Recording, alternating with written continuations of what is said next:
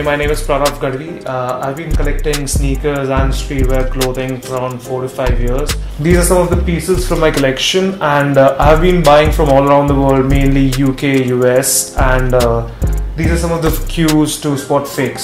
So the easiest way to spot a fake wave runners is checking the front lace locks, the reflective ones. The fakes have a really small one, and the real ones, probably the legit ones, have a long one. Apart from that, if you check out the front part, the V's, the front part, the suede is actually very pointed on the fakes. That's a really easy tell-go to spot a fake wave runner. With the beluga, if you want to legit check them, the sock liner and the stripe, they have a very minimal gap. Apart from that, if you actually check the heel fades, they have really low speckles. Most of the fakes have really huge bulgy ones. It's a very easy. Apart from that, most of the Yeezys do not have a heel bump.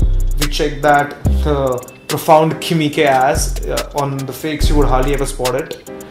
And the soles are mostly translucent on the fakes, so that's a really easy tell-go. If you go over to the V1s, V1's a little bit more harder to check on because it's a very simple shoe. So if you check the pattern, the pattern should curve below. The stitching should be straight, it should be minutely curved. The main easy tell-go for a fake V1 should be the suede patch. Most of the fakes have really large suede patches. The Yeezy lettering and the Adidas logo are not centered enough. Your legit shoes have perfectly centered lettering. They should be deeply embossed. That's another really easy tell-go because most of the fakes have very low embossing. It will go off in some usages. If you go for the off-whites, particularly I have the blazers, so if you check the inside lettering of the off-white lettering, the USA, the A should be probably touching the swoosh or should be really close by, as you see here. The back letter should be around 20% covered. Probably not, it varies a lot in retail, so don't go completely on that, but at least some character should be covered like here. And apart from that, the suede Nike logo, most of the fakes have the Nike not really low. If you check it, it's really lower patched, but it should be in the middle. That's a really easy tell on most of the fakes.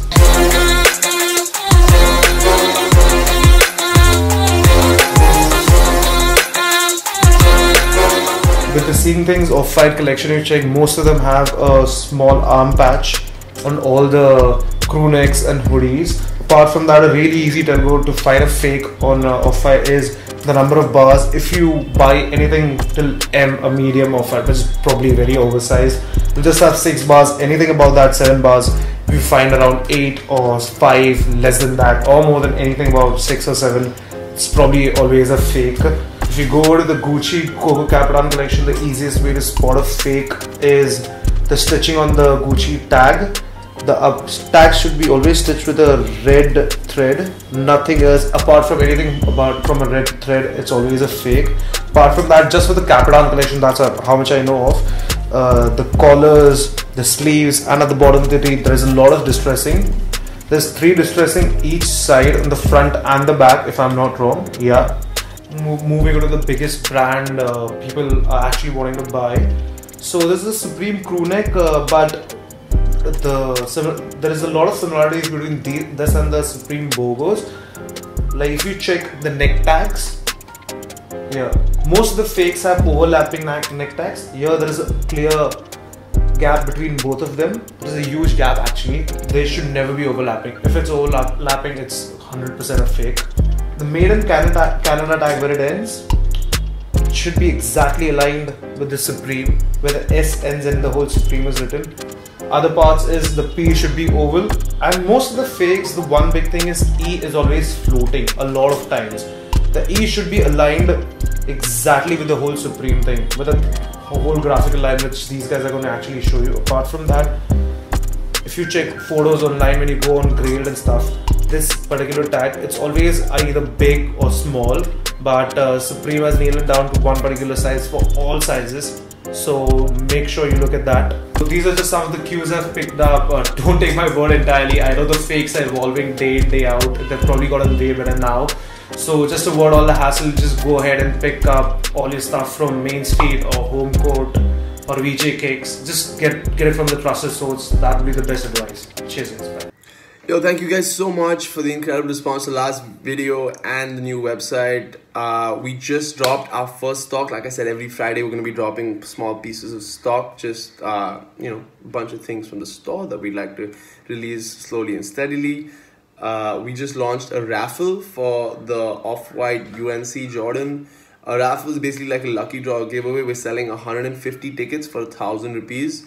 You can buy a ticket for you can buy as many tickets as you like, and we're running the raffle for 35 days. At the end of 35 days, whether we've sold 5 tickets or we've sold all 150, we will announce a winner. So one lucky person wins that shoe at just 1,000 rupees, and the shoes I think valued at over 80-90 grand right now. Secondly, the seller portal is also live on the website, which means you can list details about your shoe. We'll review it, see the photos, and then you can ship them in to us. We run a consignment store, which entails that we will stock your product in our warehouse, list it on our website. Once it sells, we give you the money, we keep a commission. It's the safest and most scalable way to run a business of the sort in the country, in my opinion. That's what we're doing.